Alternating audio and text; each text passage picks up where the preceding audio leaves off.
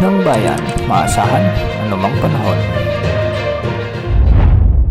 Magandang araw po sa ating lahat. Narito na ang latest update sa magiging lagay ng ating panahon sa mga oras na ito at sa mga susunod pang mga araw. Sa ngayon, patuloy na nakakaapekto ang habagat sa bahagi ng Luzon at sa kanlurang bahagi ng Visayas, at sa mga susunod na araw ay posibleng mas umiral muli ang malawakang mga pag-ulan dulot pa rin ng mas pinalalakas na habagat. Ngayong araw, asahan ang maulap na kalangitan na may mga kalat-kalat na pag-ulan at thunderstorms sa Metro Manila at nalalabing bahagi ng Luzon dulot ito ng habagat. Posible ang banta ng mga biglang pagbaha o pagguho ng lupa kung may mga umiiral ng katamtaman at minsan ay malalakas na pag-ulan. Samantala, habagat pa rin ang magdadala ng bagyang maulap hanggang sa maulap na kalangitan na may mga isolated rain showers and thunderstorms sa may western Visayas. Dulot ito ng habagat at posible rin ang banta ng mga biglang pagbaha o pagguho ng lupa kung may mga umiiral na severe thunderstorms. Para naman sa nalalabing bahagi ng ating bansa ay magiging bagyang maulap hanggang sa maulap naman ang mga kalangitan. May mga isolated rain showers and thunderstorms dulot ng mga localized thunderstorms. Hindi rin inaalis ang banta ng mga biglang pagbaha o pagguho ng lupa, lalo na kung may mga umiiral na mga malalakas na pag-ulan o severe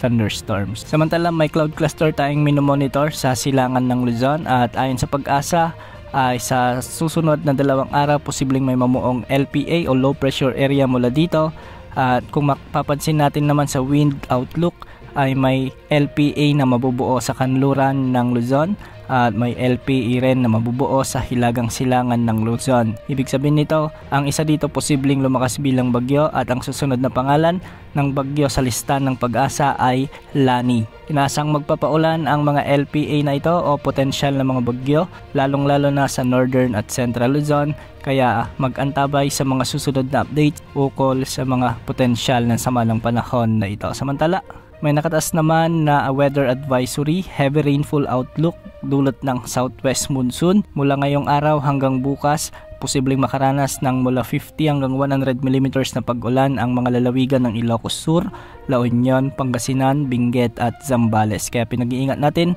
ang mga kababayan natin sa nabanggit na lugar sa posibleng maging epekto ng mga pag-ulang dulot ng habagat. Yan muna ang latest sa lagi ng panahon. Ito pang weather update ng bayan, maasahan anumang panahon.